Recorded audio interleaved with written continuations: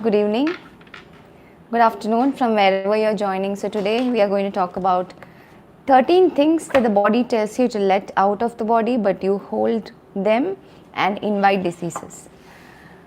Ultimately, the reason why I'm doing this series of learning Ayurveda is primarily because I want a lot of people, not just the people who take one-on-one consultations with me, but also a lot of people should be able to access Ayurveda. And what better way than teaching Ayurveda? And at the end of the day, if you look at the word meaning of doctor, it's a Latin word which actually means to teach. So any doctor's primary aim is to teach and guide the principles to the patients. So we have already completed 2 classes, and then I had like a little bit of eye situation where my eye got swollen and I couldn't do the live, and here I am back with another live. Thank you everyone for joining, and let's begin the class today. I want to take you back to a situation. Just imagine this situation. These days a lot of people start thinking about health when they have a disease. Not everyone thinks about how to take care of their health when they don't have disease. So this is something that is very common these days. You have this disease based health culture. I come from a place called Trivandrum, and that's my hometown. That's where I was born and brought up. In Trivandrum, I go for morning walks, and it is a place near my house. It's called Museum, a historical place, and I go there for morning walks in the morning, and I see all these people who are more than 50, 60s. They are the ones who come for morning walk, and there are huge numbers of these people. Why is it like that? Is because they have recently diagnosed that they have diabetes or hypercholesterolemia, or they have high blood pressure. So all of a sudden they become health conscious and they start walking. And this is the most common place in Trivandrum where everybody comes for walking.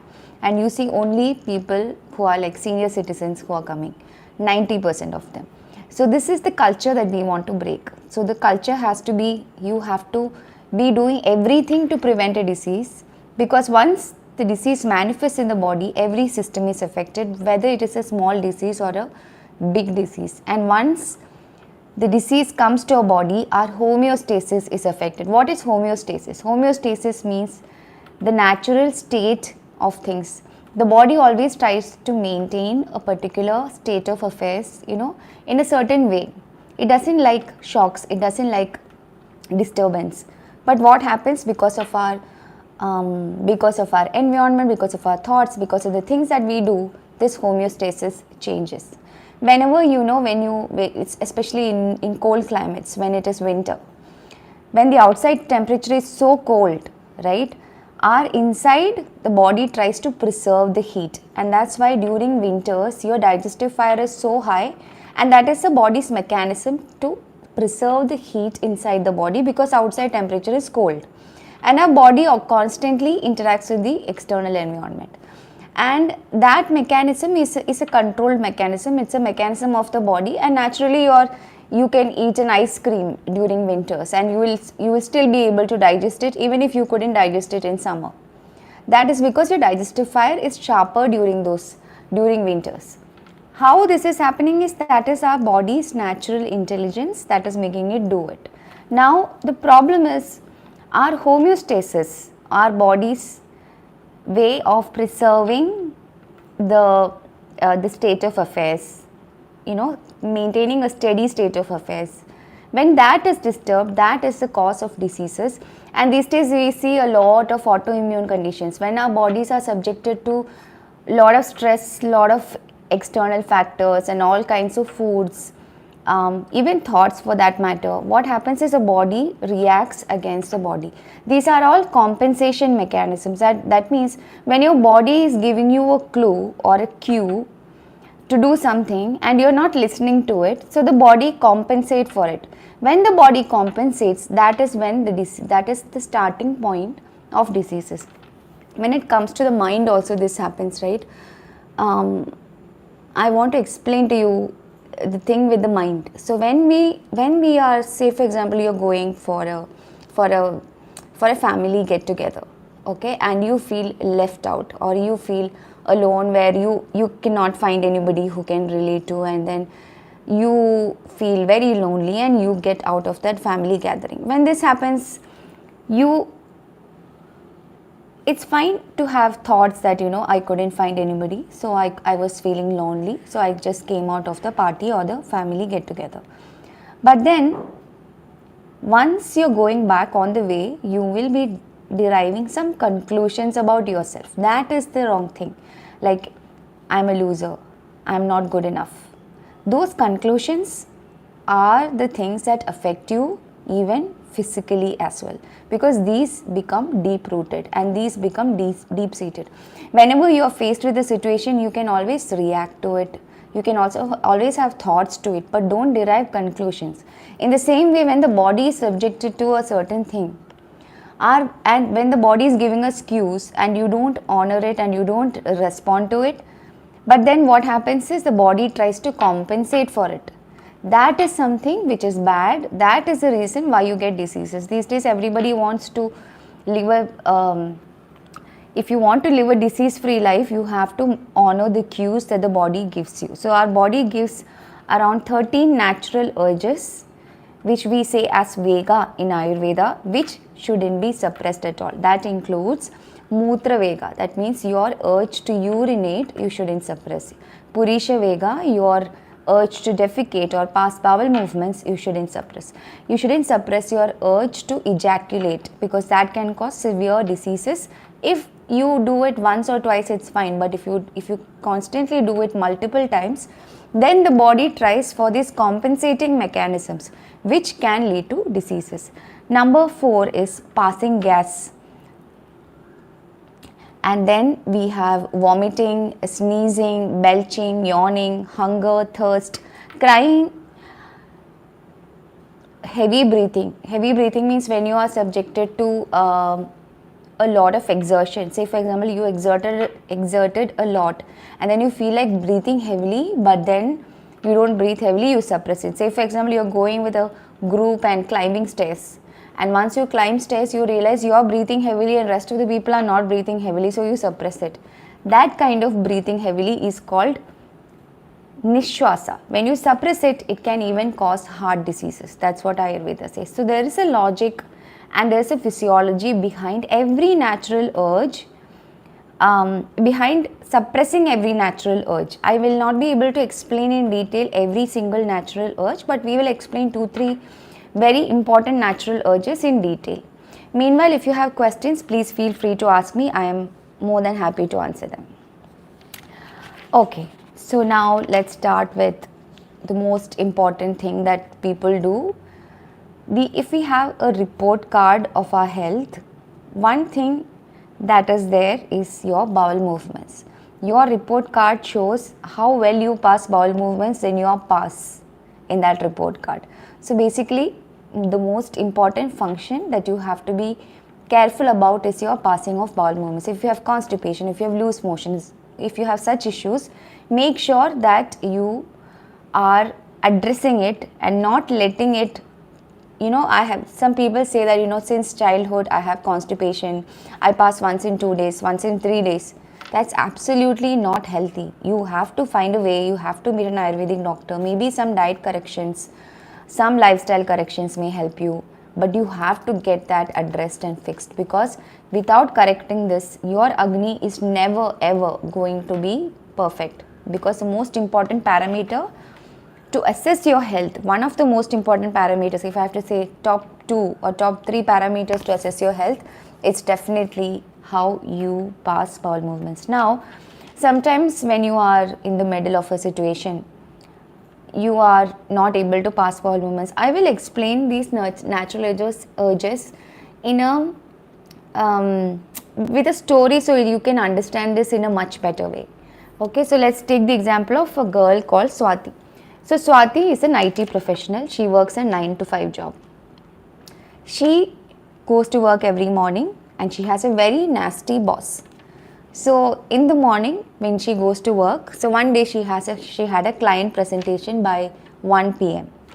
her boss had given her this ultimatum that by 12 p.m. he will come and she has to make sure that it's completed. But on this Monday, while she was working and she had this presentation at 1 p.m., what happened? The day before, the last night, she had her friends come over. So that was a Sunday. And they had a party at home. And that extended till 3 a.m. So what happened is now Swati is feeling extremely tired, extremely sleepy. She feels like yawning, but because of the stupid moral conducts that we are all in, it is like it's not good to yawn, right? So she holds the yawning inside. Now she continues working, but she is feeling very sleepy. She is not sleeping. Then her boss comes. Boss comes at 12 o'clock and asks Swati, "Have you finished it?" And she says no. And he yells at her. When he yells at her, she feels extremely sad and she feels like crying, but of course in an office environment you're not supposed to cry. So she cannot cry and she just holds her tears back. Then she feels hungry, she feels thirsty because it's already past 1 o'clock and the client is here. She's still making the presentation, so she couldn't go to the washroom, she couldn't eat anything, she couldn't drink water. So she didn't do all of this and she was just continuously working. Now this happens in our day-to-day life, in our busy, hectic life. This happens to everybody, like even for me. Sometimes my consultations get delayed, they get cascaded one over the other. And then I also sometimes miss my meal timings. But if it happens once, it's okay. Twice, it's okay. But if it happens over and over again, then the body's compensating mechanism becomes poor, or the body becomes overworked, and then that will start affecting the different systems. Say for example, you're holding your urge to pass bowel movements. At the end of the day, bowel movements are governed by one major dosha, which is Vata. The thing with Vata is called, Ashtanga Hridaya says that Vata is the king and Vata is also the villain. So Vata is the king means, if you remember the first class that we had, we talked about Pittam Pangu, Kapham Pangu, Dhatu and Mala. That with this thing where Pitta is lame, Pitta is crippled, Kapha is crippled, Kapha is lame. Dhatu and Malas are also lame, but Vata is the one that drives all of this. Vata is the one who is the villain and the king. But what happens when Vata is affected, it affects Pitta and Kapha. It affects the whole body. It affects the nervous pathways. That's why when people are not passing bowel movements, if you have not passed bowel movements for a day, the next day you will be feeling extremely off. You may feel low, you may feel irritable. Why? Because bowel movements are deeply connected to Vata, and Vata is responsible or rules the central nervous system and your entire neurological pathway of the body. So it affects the mind to a very, very big level. So if you continuously hold the urge to pass bowel movements, it can cause a lot of issues. And also when you pass bowel movements, if you're not passing bowel movements, what can also happen is a part of the metabolic waste. So basically your bowel movements, when you pass it, it will have metabolic waste from different functions and physiological processes of the body. Everything gets excreted when you pass it. However, if you're not passing it, part of the toxins are also reabsorbed back. When it is reabsorbed, that leads to toxin accumulation. When there is toxin accumulation, you might have Ama. When you have Ama or undigested toxic waste, your mind will be affected. You may have brain fog. You may have, digestive issues, not able to digest properly. All of these things can happen by a simple thing where you did not pass bowel movements when you were not when you were supposed to pass bowel movements. Okay, so that is one thing. So these days, when you have what happens actually, if you want to know the physiology behind the Ayurvedic the Ayurvedic physiology behind the bowel movements. If you don't pass bowel movements, right? So basically we have this alimentary tract, which is this tube that extends from your mouth to the anus. So this is a long tube. In this tube, all the digestive processes happen through this tube. What happens is when you eat food, and when once it goes down through the large intestine, it is Vata that acts in pushing the bowel movements down. Vata not only acts in pushing the bowel movements down, but all the things that has to go down are controlled by a particular type of Vata called the Apana Vata. So this Apana Vata or Apana Vayu helps pushing the menstruation down, helps pushing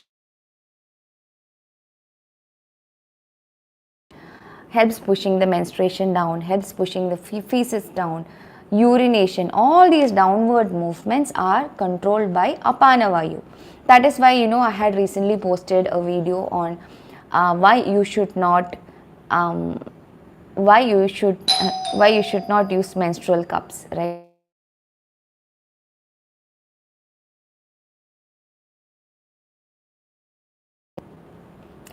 Why you should not suppress. So one second, can you give me just 1 second?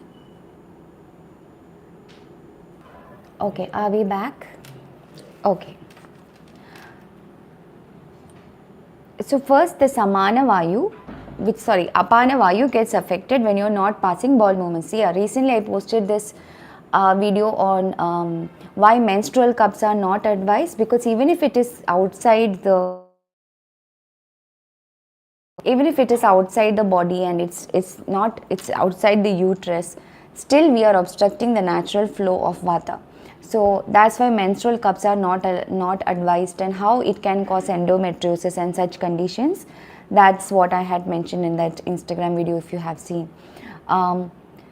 So that is the thing with, so all the questions, if it is related to the health, like a specific disease condition, let us talk towards the end of this call. Okay. Any other questions if you have with the content of the topic today, just let me know. Yeah, so that is the thing with Apana Vayu. Apana Vayu, when it is affected, it also affects the next level of Vayu, which is Samana Vayu, which is the one responsible for digestion. We say that roga sarve api mandi agno. Every disease is because of an imbalanced digestive fire. When your digestion is affected, then your overall health is affected.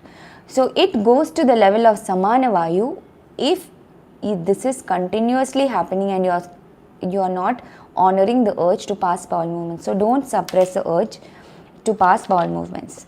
Some people even have this tendency that I will not pass if I don't find the right toilet. They'll hold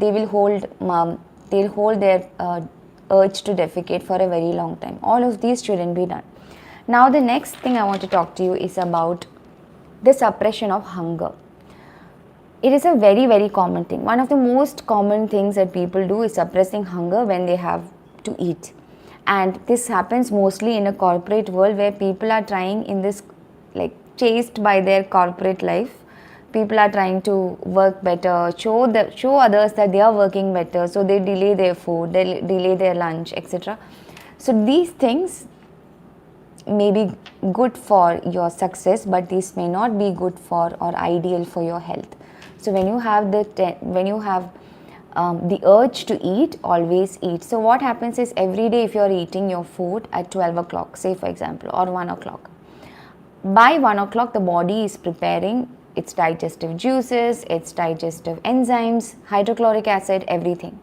And if the food is not coming at 12 o'clock, instead it is coming by 1:30 or 2:30, what happens is, this digestive juices, again these are all pitta related fluids, okay, because pitta helps with the digestion, pitta related fluids. And you know how pitta is, it's like fire, it's like very warm, very acidic. When you don't eat food at that time, your digestive juices, especially the hydrochloric acid has this power to expand.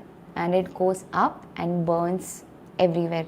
That's why people get acidity, acid reflux and such issues when you delay your food. If you delay your food once or twice, it's okay, but over and over when you do it, it is not good for the body. Coming back to that alimentary canal that I told you, right? That alimentary canal, inside that canal, which is your gastrointestinal tract, there is a thin lumen or thin mucous membrane. When this mucous membrane is constantly subjected to this constant buildup of acid, what happens is it starts showing some compensation mechanism. What is the compensation mechanism? It gets eroded over a period of time. Once it gets eroded, you will see these holes in it, and later it can turn to ulcers. That's why such people may have blood and mucus coming from their stools if they have ulcerative colitis, etc. And then this ulcerative colitis, if it is not treated properly and removed, it can lead to cancer and such conditions later on if the pitta is still unaddressed after getting the ulcerative colitis. That is why for all of these conditions, if you look at the root cause or how it was caused, if you just trace back and zoom out, you will see that it was because you delayed the food multiple times. So especially a pitta prakriti person who already has an exaggerated digestive fire, if he suppresses his hunger, he will have more issues related to this compared to a vata person or a kapha person. However, vata and kapha, if they constantly do this, they will also get the same conditions. So I'm not scaring you, or I'm not trying to scare you with anything, but I just want you to understand that at the end of the day, we have to listen and honor and address the cues the body gives us, because when we don't address it, this is what listening to your body means, right? Your body is telling you something, you listen to it. And if you don't listen to it, the body has to do something to make sure that it come back to its metabolic homeostasis, or that otherwise it will have to do a lot to compensate, which can lead to diseases. So that is the natural urges. Now the next thing I want to talk to you is what happens when you suppress the urge to urinate. Now a lot of people have preferences in terms of how and when you want to urinate, and what kind of environment you need. You need a specific kind of toilet for passing urine. All that is fine, but make sure that your lifestyle is also around that in such a way that you are able to pass whenever you want to pass, because you can hold urine for a very long time, no doubt about it. Once or twice you hold it for a very long time, absolutely fine, the body is not going to react. But over and over again, if you do it, because this pitta and kapha, these are the two elements which is responsible for your urination, and definitely since it is something which is passed down and which has a movement, vata is also involved. But pitta is something very high when it comes to the urine. Pitta is hot, urine is also warm, right? So when the urine is suppressed, what happens is it affects the pitta, and when the pitta is affected, in most conditions where pitta is affected, rakta or your blood tissue is also affected. When the blood tissue is affected, the blood carrying it to the kidneys and the urinary bladder, in the whole process is affected. Then there can be hyperacidity in your bloodstream. So that means it can make it thicker. And when it gets thicker, what happens? It affects the kidneys in turn, and so many other conditions happen. I have personally met patients who have this severe pitting edema in their feet because of long hours of standing without passing urine. So don't continue this, because if you have pitting edema, right, if you have severe pitting edema for a long time, Ayurvedically it can also lead to heart diseases. If you look at any blood pressure patient, they may have edema in their feet and swelling in their feet, and their urination, they are all given diuretics and all of that. Especially those people shouldn't suppress the urge to urinate. The moment you feel like urinating, you have to urinate.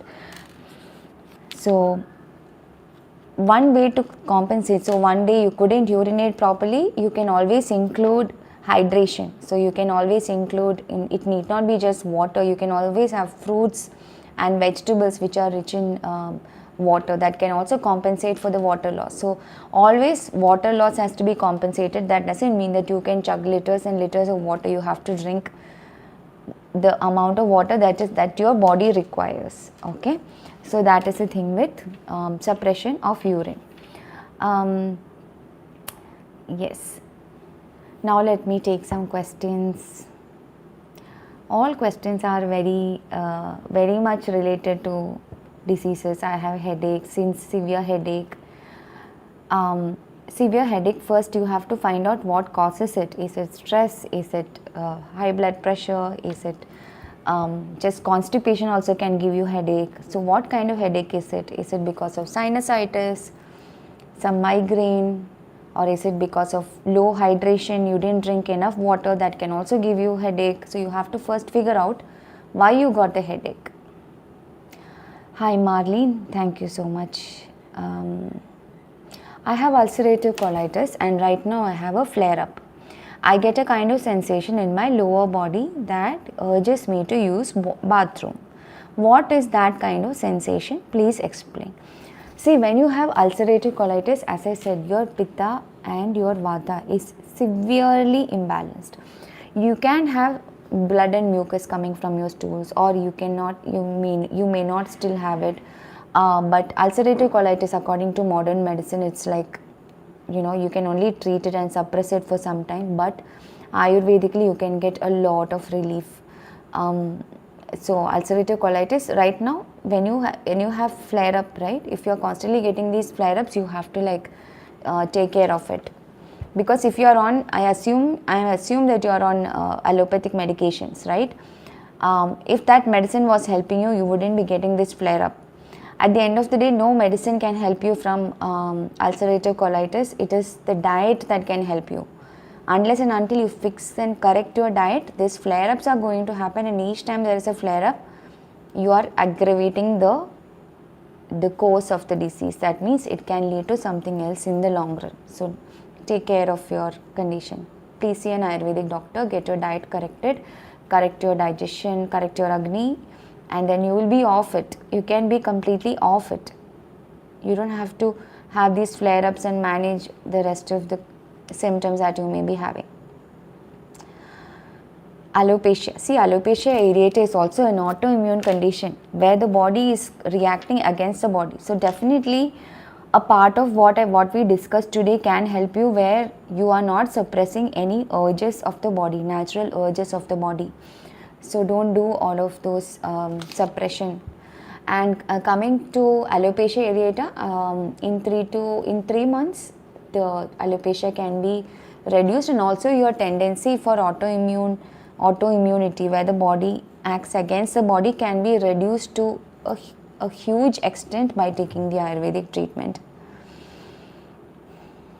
Do Pitta need more protein in their diet comparatively to other Prakriti? So in Ayurveda, we really don't look at the macros and micros and all of that. It depends upon how well are you digesting. We don't look at, okay, there is this particular thing, like, this vegetable is goitrogenic. There are goitrogens in this vegetable, so I'm going to avoid this vegetable. Nothing like that. In Ayurveda, what we primarily see is, we look at the whole meal and then how this meal is affecting the body. Is the meal digestible? If the meal is digestible, then you don't have to worry at all. So it is not about this protein, all of that. I've been asking my mother to eat something in regular intervals as she is Pitta, but she doesn't listen. I'll share this live to her dog. Okay, Saurabh. You have to eat something in regular intervals. See, I mentioned the case of Swati, right? She was feeling hungry, but she couldn't eat. It's something which is very common these days, right? We tend to give more importance to the work that we are doing than all of these things. So in such cases, so tomorrow you have a meeting at 1 o'clock. You can always plan and prepare for it. So our life, it is much more easier when it is planned and organized. That's why in Ayurveda we say you have to do all of these schedules and these routines, and waking up early in the morning, and then this routine after this routine. Why is all of this said? Because it gives a particular plan and schedule. So tomorrow you have a meeting at 1 o'clock, you know that your lunch is going to delay. Carry a small box with soaked nuts in it so you can have it. So that is how you address these things, by planning in advance.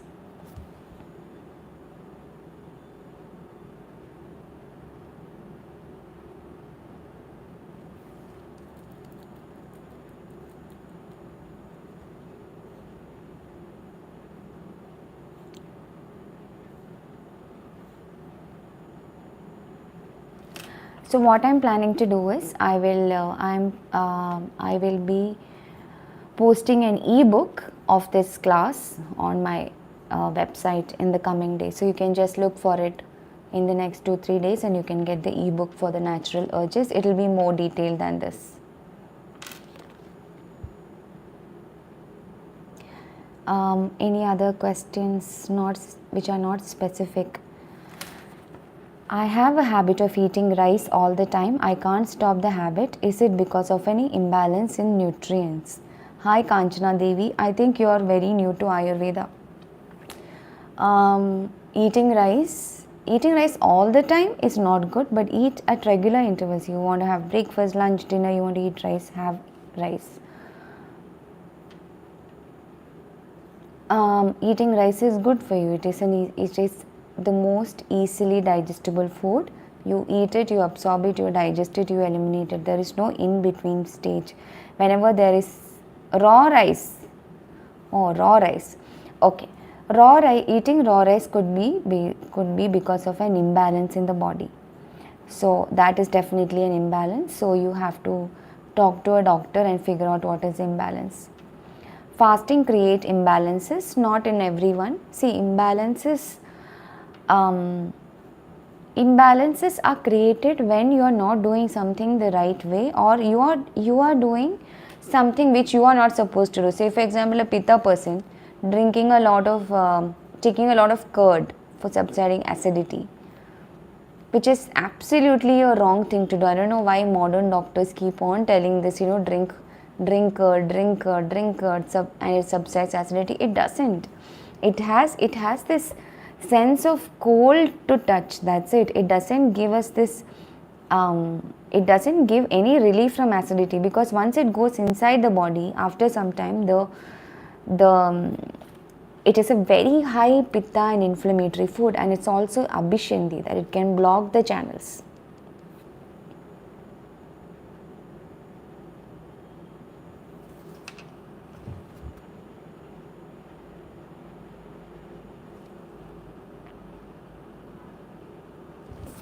Okay, is there any other questions?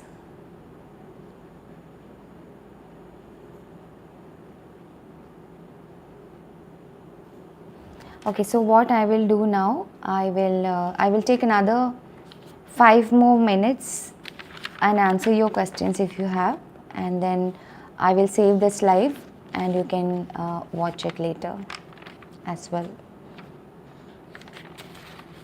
And also I have a Charaka Samhita course coming up soon. I will post it on my website. So it is like a proper course, like a deep dive course, but it will be explained in the most simplest way, but it's a very deep course. You will get notes, you will have slides, you will have worksheets for self-learning. You will also get a certificate of completion by the end of the course. I will announce it on my website soon, and whoever is interested, and it is going to be on every Sunday at 6 p.m. So whoever, 6:30 p.m. to 9:30 p.m. etc.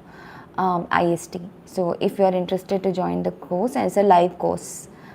It is called Ayurvedic Secrets from Charaka Samhita. You can all join the course.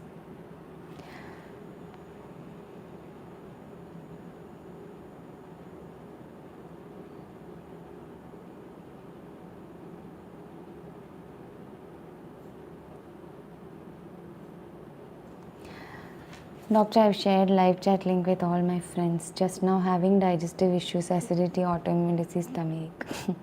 Thank you, Marlene.